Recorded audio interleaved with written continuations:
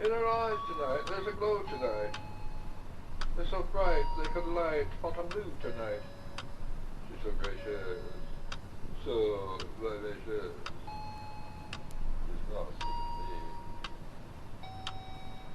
me. Blessed little house, click to the chord, acting out her fuss, with a frolicking floor. She's such fun tonight, she's a treat tonight, you could spread her out, spread.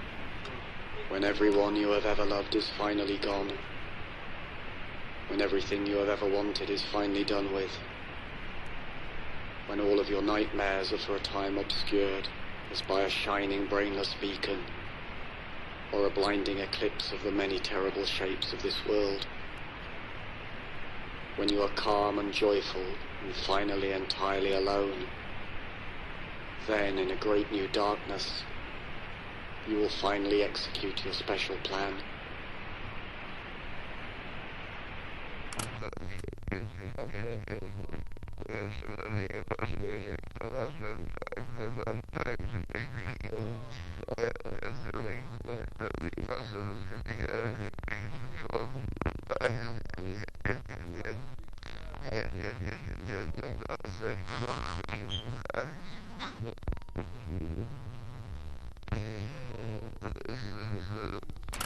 One needs to have a plan, someone said, who was turned away into the shadows, and who I had believed was sleeping or dead.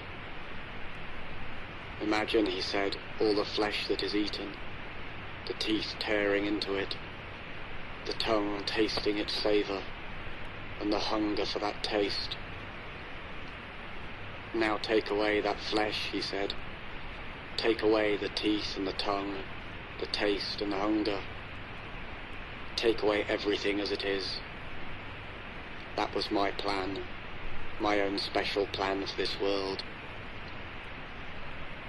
I listened to these words, and yet I did not wonder if this creature whom I had thought sleeping or dead would ever approach his vision, even in his deepest dreams, or his most lasting death.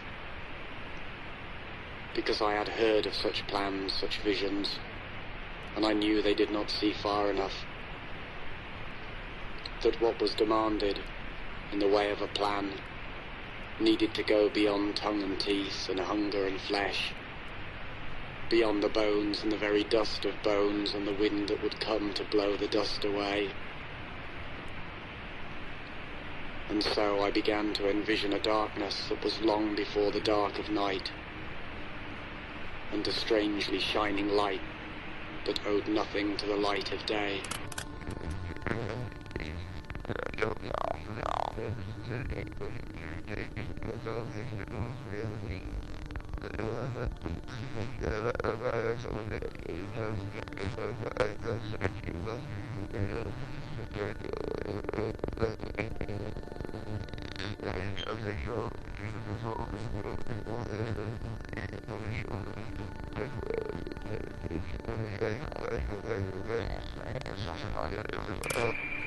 That day may seem like other days. Once more we feel the tiny-legged trepidations. Once more we are mangled by a great grinding fear. But that day will have no others after. No more worlds like this will follow. Because I have a plan. A very special plan. No more worlds like this. No more days like that.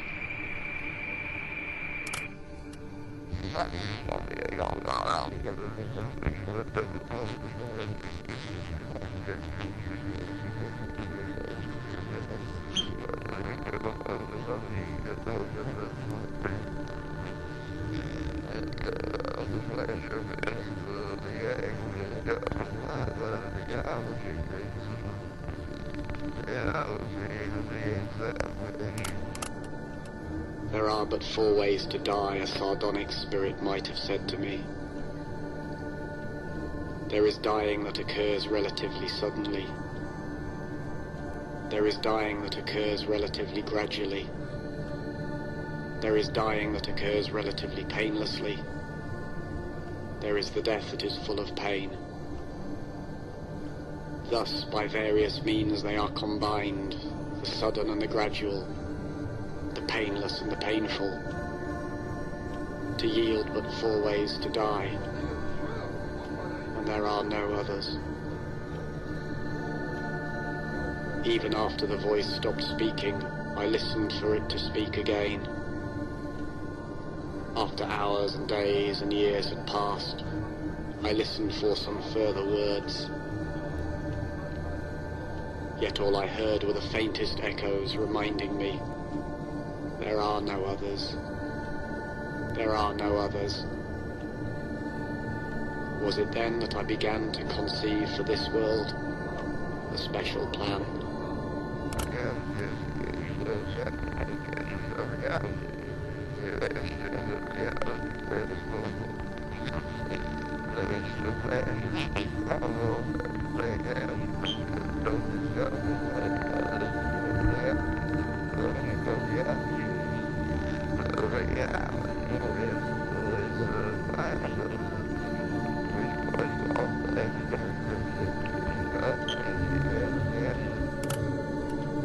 There are no means for escaping this world. It penetrates even into your sleep, and is its substance. You are caught in your own dreaming, where there is no space, and are held forever where there is no time. You can do nothing you are not told to do. There is no hope for escape from this dream that was never yours.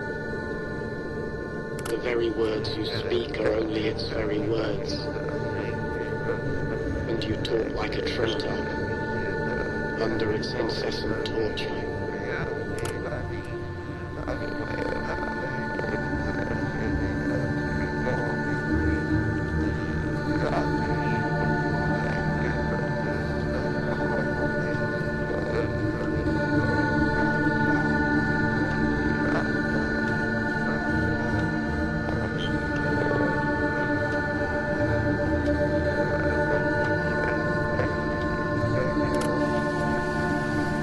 Many who have designs upon this world and dream of wild and vast reformations.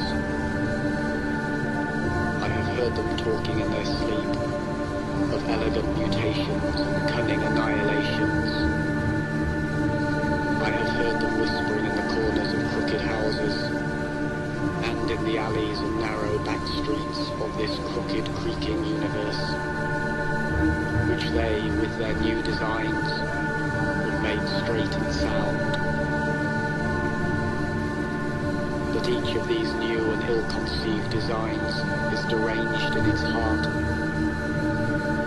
for they see this world as if it were alone and original, and not as only one of countless others whose nightmares all proceed like a hideous garden grown from a single seed.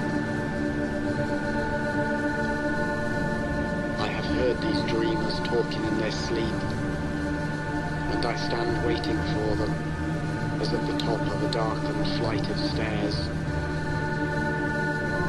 They know nothing of me, and none of the secrets of my special plan, while I know every crooked, creaking step of theirs.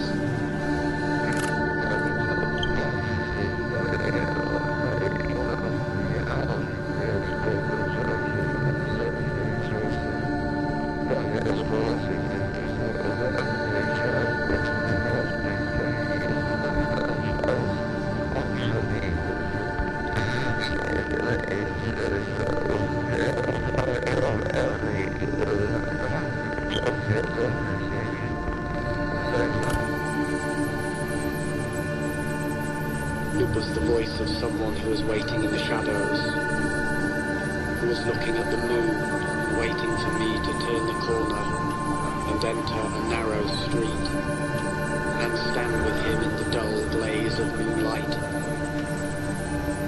Then he said to me, he whispered, that my plan was misconceived, that my special plan for this world was a terrible mistake, because, he said, there is nothing to do, and there is nowhere to go, there is nothing to be, and there is there's no one to know. Your plan is a mistake, he repeated. This world is a mistake, I replied.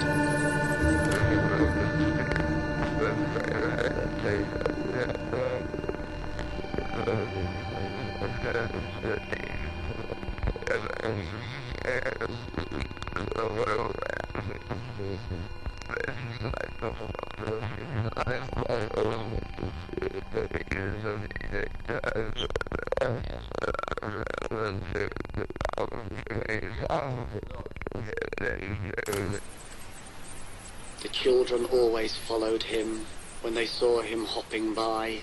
A funny walk, a funny man, a funny, funny, funny man. He made them laugh sometimes. He made them laugh, oh yes he did, he did, he did, he did, he did. Oh how he made them roll. One day he took them to a place he knew, a special place, and told them things about this world, this funny, funny, funny world, which made them laugh sometimes.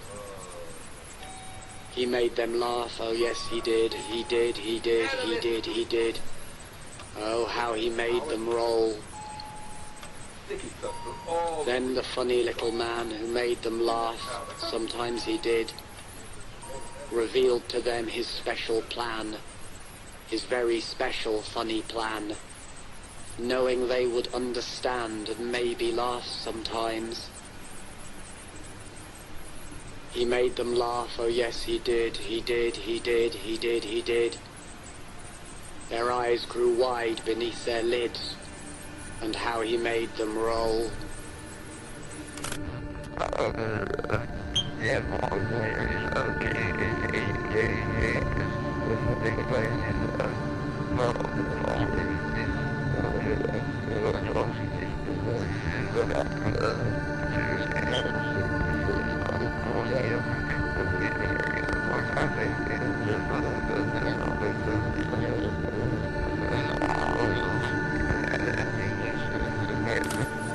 I first learned the facts from a lunatic in a dark and quiet room that smelled of stale time and space.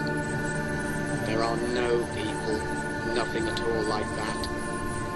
The human phenomenon is but the sum of densely coiled layers of illusion, each of which winds itself upon the supreme insanity that there are persons of any kind, when all there can be is mindless mirrors, laughing and screaming as they parade about in an endless dream. But when I asked the lunatic what it was that saw itself within these mirrors as they marched endlessly in stale time and space, he only rocked and smiled. Then he laughed and screamed, and in his black and empty eyes I saw for a moment, as in a mirror, a formless shade of divinity in flight from its stale infinity of time and space and the worst of all of this world's dreams, my special plan for the laughter and the screams.